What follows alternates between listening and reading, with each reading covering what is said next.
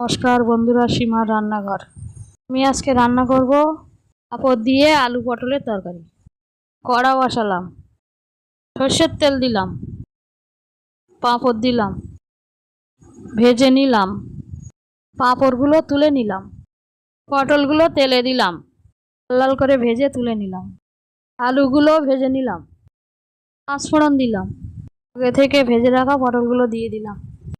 আদা বাটা দিলাম, লবণ দিলাম, হলুদ দিলাম, জিরের গুঁড়ো দিলাম, লঙ্কার গুঁড়ো দিলাম, কষে নিলাম, জল দিলাম।